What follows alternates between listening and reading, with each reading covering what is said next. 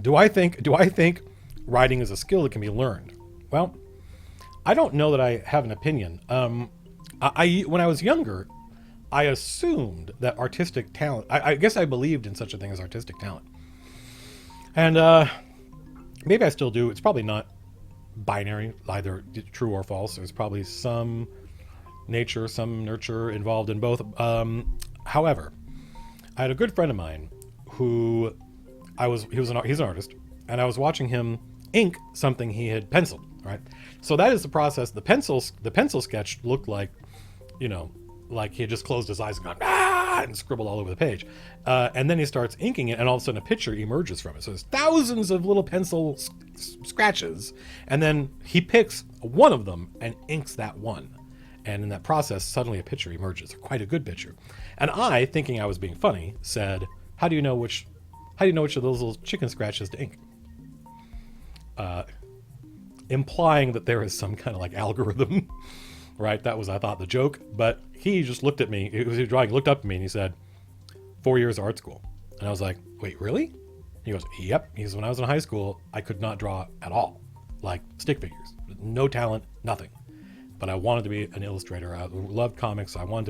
My heroes were all comic illustrators, and my parents told me that if I got good grades, they'd pay for me to go to art school. And so I got good grades, and they paid for me to go to art school, and he was so passionate and so dedicated that he just learned and became quite a good illustrator.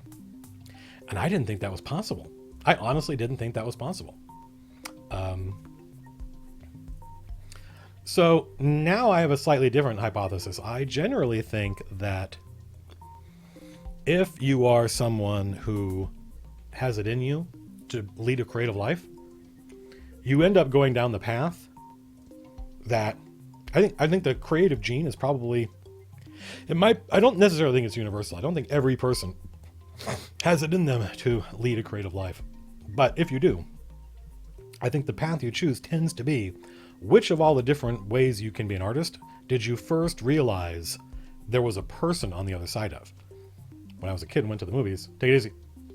When I was a kid and would go to the movies, I had no awareness of actors, directors, writers. I just accepted these films. But, this is, even today, if a movie is working on me really well, I see the characters. I don't see actors, right? But writing, not right, because when you write for kids, especially, and I'm not talking like young adult, I mean like kids books, like T.H. White, The Sword and the Stone, even The Hobbit.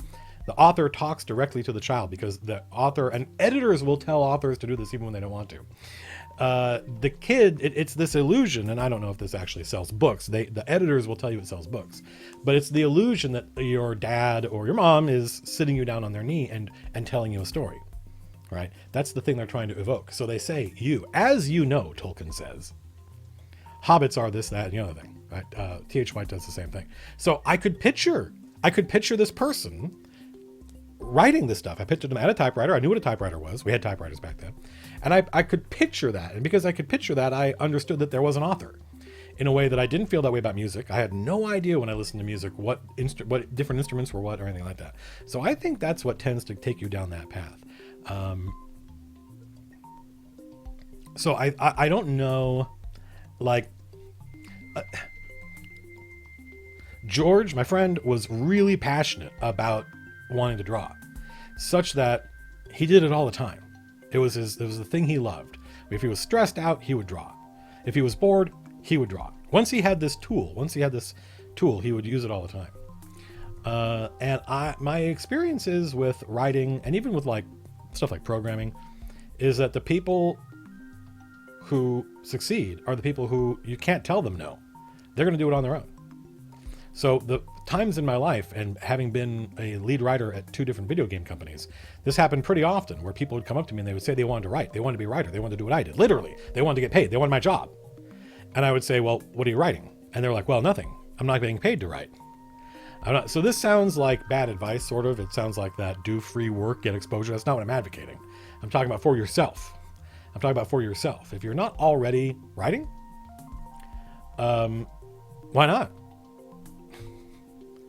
Why not? What's stopping you? So if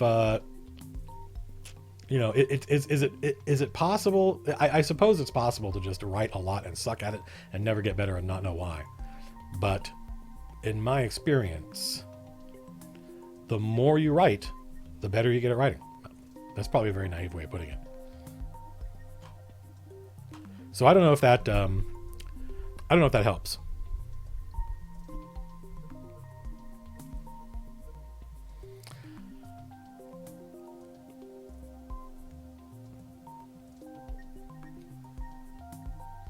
Do I think that being a writer changes the way I read books? Probably. Probably. It's hard for me to read fantasy novels these days without thinking that they're all terrible, so I don't. Right? But really, what I mean is they're making decisions that I disagree with. It's not that they're bad writers, although occasionally that does happen, Robert Jordan. It's usually just that they're making decisions that I don't agree with. I'm like, why did you... That's not the way you do this, is my attitude. And that's why I don't read a lot of modern fantasy. It doesn't really have anything to do with their talent or skill. It's just the creative decisions they make. Does writing without feedback help? Well, I mean, yeah. If you read TV tropes, it will ruin shows and movies for you. I don't think that's true.